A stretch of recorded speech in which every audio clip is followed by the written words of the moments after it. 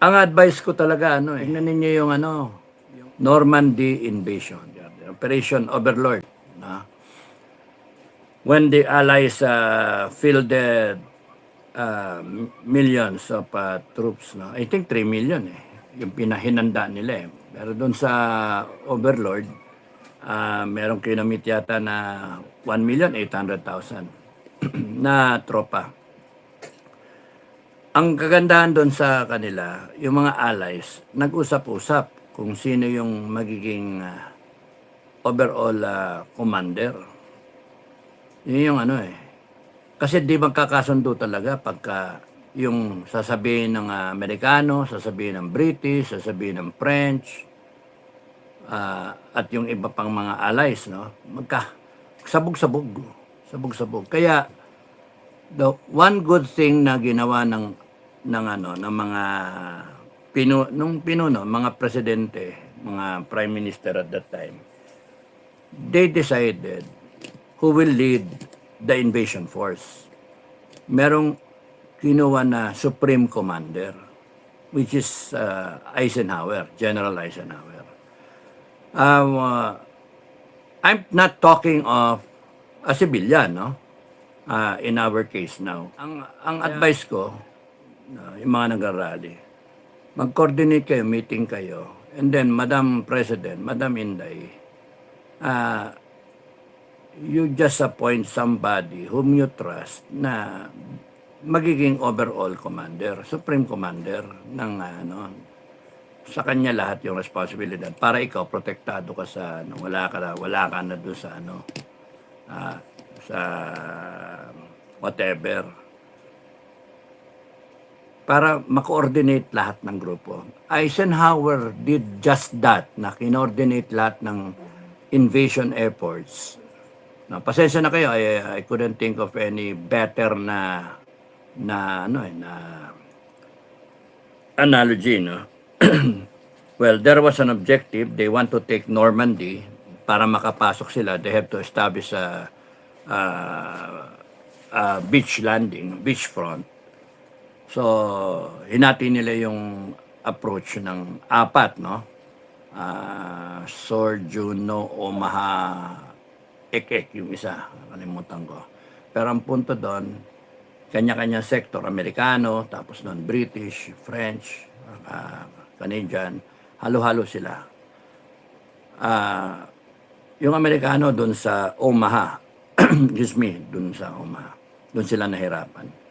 So, Amerikano na kumuha ng pinaka matindi na defenses, no?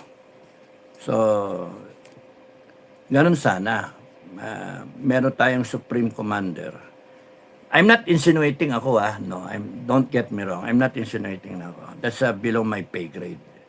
I do not want to be makulit sa yung gusto ko na diskarte kaysa doon sa compared doon sa iba na diskarte.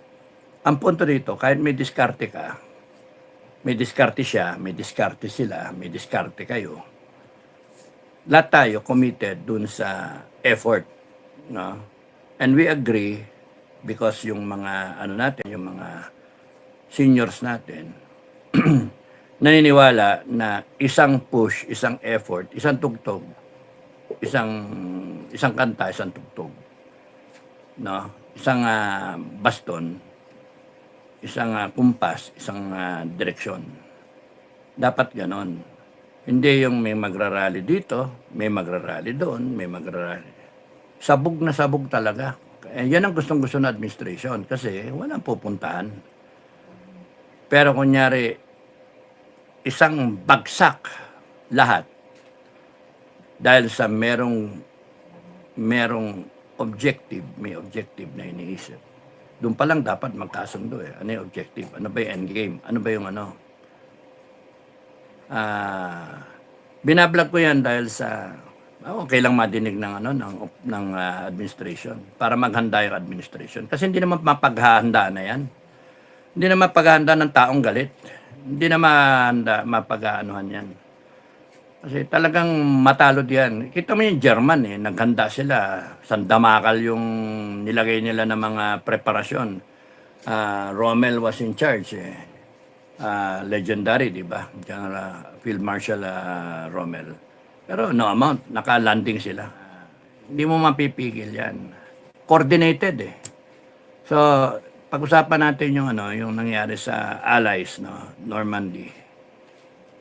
Meron silang binlag ko na yan eh. Meron silang kaboom, airborne, at saka Ranger operations na combined, Pathfinder, airborne, saka Ranger operations. Pinasok yung Germany na tapos noon kinatop yung communication, supply line, mga ruta, mga bridgehead, bridges para ma-secure, no? Para hindi maano yung mga reinforcement. Kung may pasabugin na tulay, pinasabog. Galing eh. So pumasok doon yung airborne, pak, the day before, night before. Pag landing nila doon, pak, diretso. Ang daming misdrop dahil sa ikaw ba naman yung binabanata ng sandamakal na anti-aircraft, no? Parang ang kurtina ng mga tracer bullet.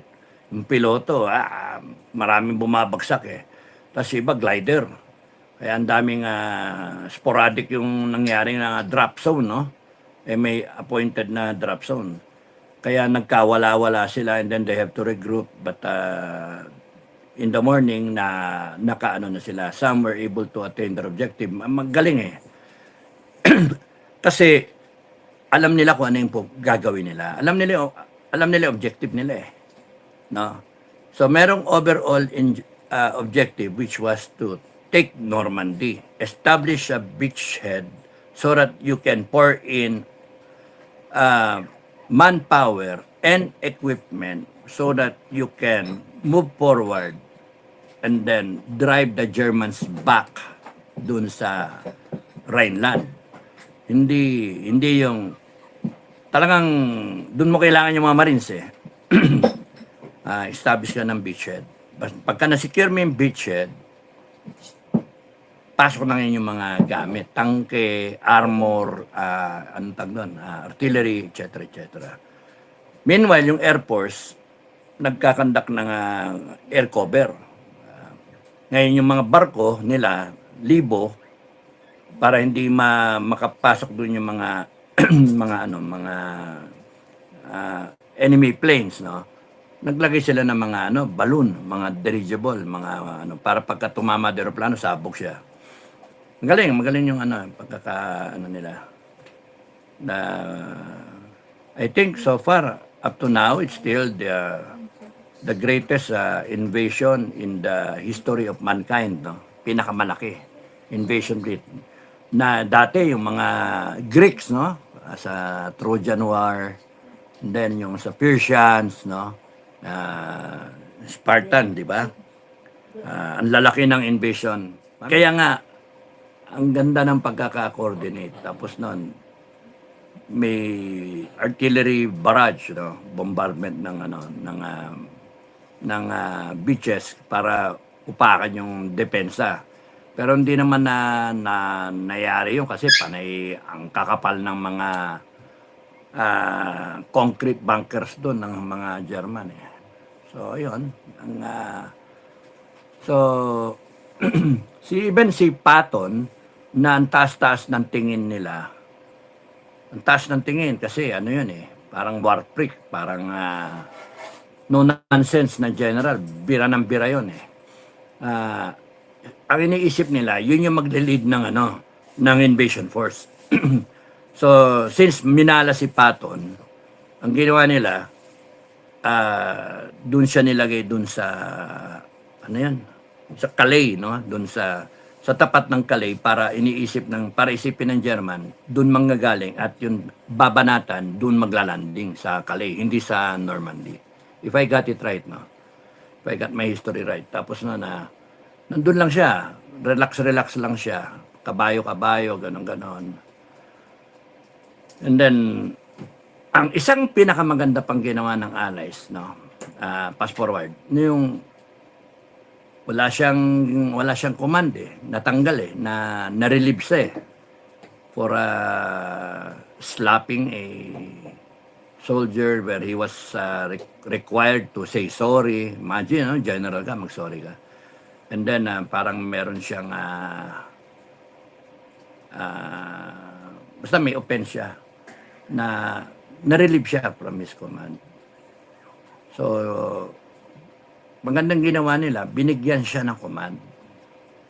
Binigyan siya ng command. At kaya pinagkatiwalaan siya ulit. And then, nung nagkakabanatan na, nahirapan yung British dun sa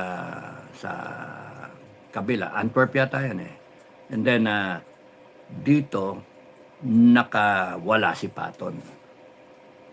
Dun sa mga hedgerow, dun sa, nakapasok siya. And then, nawala na siya. Yung pala, nandun siya, 100 miles ahead na siya. So, hindi siya hindi siya pinigilan dahil sa natutuwa yung mga Amerikano eh. Putya, nagagong to. Dire-diretso. Ragasa ang gago eh. So, as long as the Germans are retreating and in disarray, kasi ngayong umaga, report niya yung posisyon niya, mamayang hapon, nasa ano na siya, malayo na siya. Kumbaga nasa Maynila siya, maya-maya nandun na siya sa 100. Nasa Tarlac na siya. No? Nasa Tarlac tapos nung kinabukasan, nandun na sa Baguio. Ang tuloy ng advance niya eh. Ragasa eh. Blitz yung style niya eh. Sagasaan niya talaga lahat. Kaya nga, shock and awe, yun yung unang dating ng shock and awe. Doon nagmula eh, yung doktrina. Isagasa mo yung puwersa mo. May mga matututunan kayo doon sa style nila, no? Sarap, maganda pag-usapan, lalo na yung mga leader. Tama lang ng overall commander mo ay isang military man talaga. So sa dami ng mga nagsasalita, you pick one. You agree to one. And then you accept it na siya yung overall commander. The way the Allies did, pwede naman si Montgomery, pero wala siya magawa kasi Eisenhower was appointed. Yun yung kasunduan. To direct the war effort, to coordinate everyone's action in detail. Pak, ganun. And then, doon sila naglagay ng sa England para yung stock ng equipment at tropa. Binild up nila. At magaling din yung kahit office boy si Eisenhower, magaling yung staff niya. Magaling din yung mga commanders and the staff around him that when he has to decide, given yung weather, kasi yun yung kalaban eh, yung weather over the English Channel and in fact sa Normandy. Any military operation, major consideration yung weather eh. No? Weather, enemy terrain, training na wet. So, maulan eh. Maulan. Ayaw mag-clear. Wala kang air cover. Yun ang kailangan mo. Superior yung firepower mo kasi meron kang Air Force na kulata na yung Air Force ng German. Pero hindi mo magamit. Sayang. Libo rin yung kanilang aeroplano na nakahanda. So, sayang no? Kaya ang ganda ng pagkakadesisyon na yun. Hanip yun. Take life yun. Pagka sa amin sa academy, tawag doon take life. Hindi mo alam kung tama yung desisyon eh. Kalkulado, and then pagka tumama, panalo ka. Pagka nagkamali, you take the consequence. May plan B ka.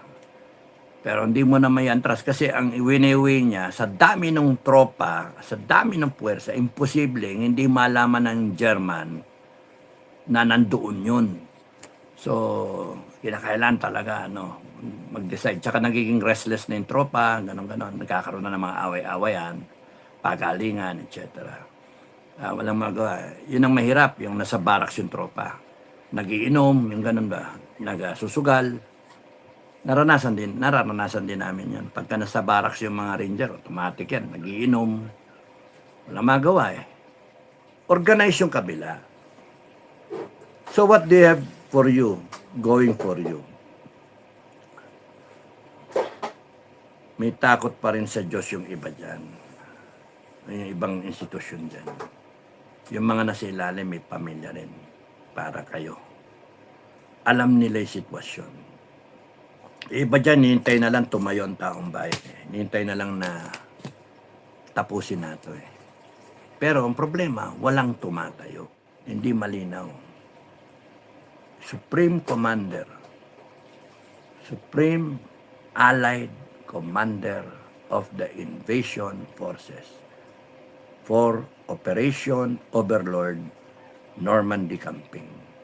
And every day, dun sa laban na yon, ng campaign na yon, ng Normandy Campaign, was a battle to be won. Iba-ibang tropa, iba-ibang commander. Swerte nila, nandun yung Patton. Swerte nila. Kung wala si Patton, lalo ng Battle of the Bulge. Nag-counter-offensive ang German. Nawawala yung mga tangke. Nasaan yung mga Panzer Divisions? Hindi lumitaw.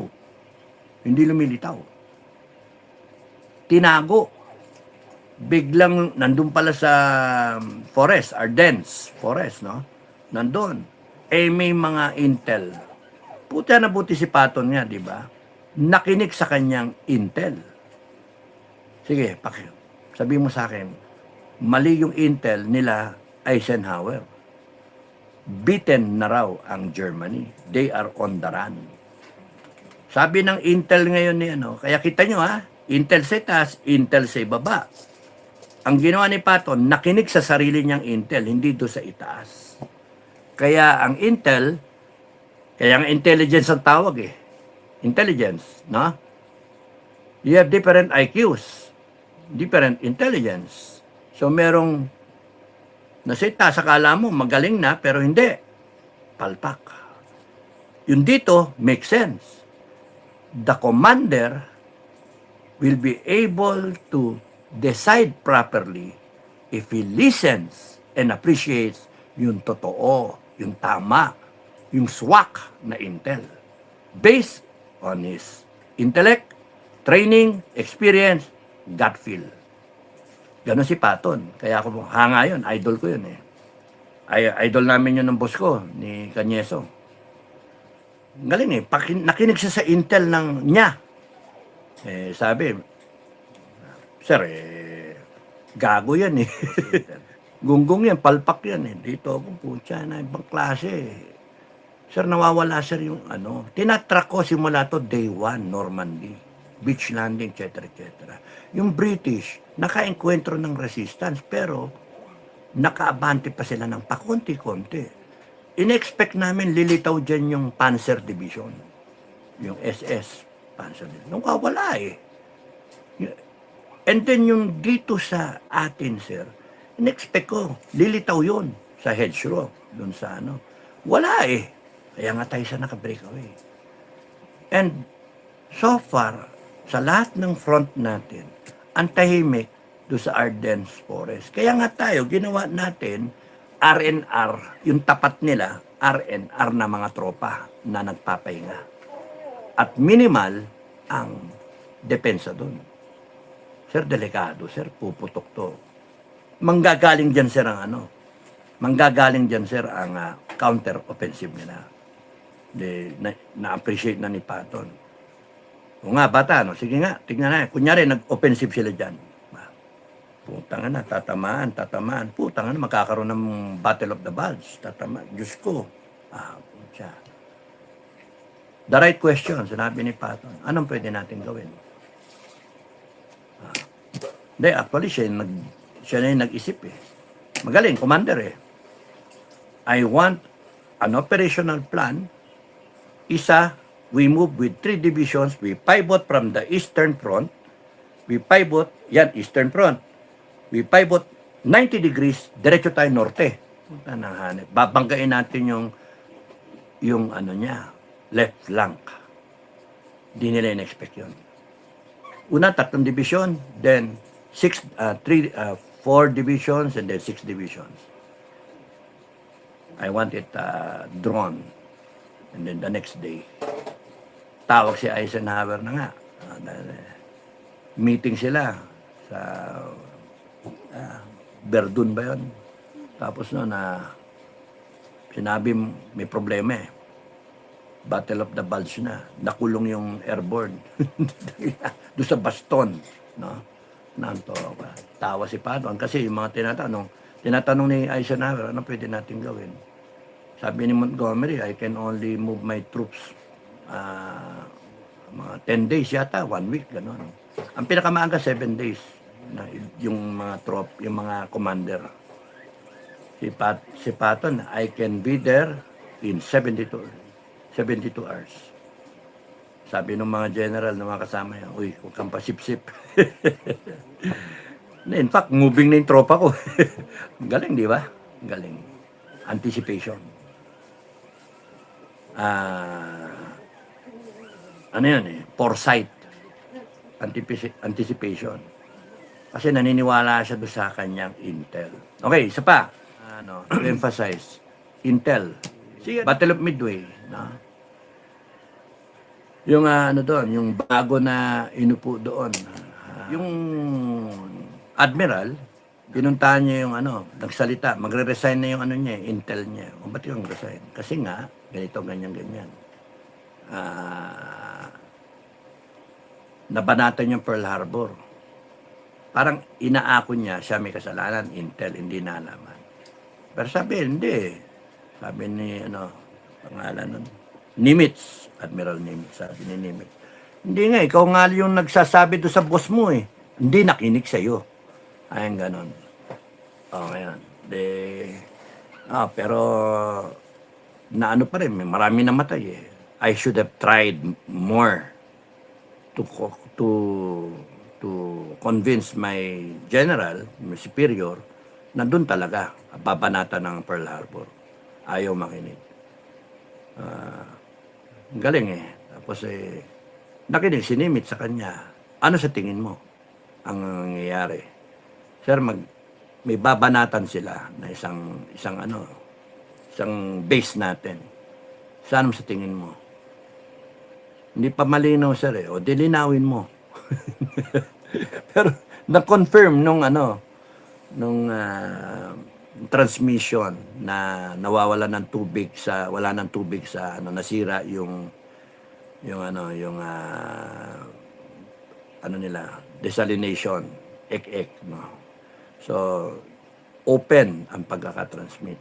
So yung AF na sinasabi nila, nasa sino yun eh, yung AF na sinasabi is Midway. So na-confirm yun yung target. Kung hindi dahil to sa mga code breaker na yun, wala. At kung hindi nakinig rin si Nimitz, wala.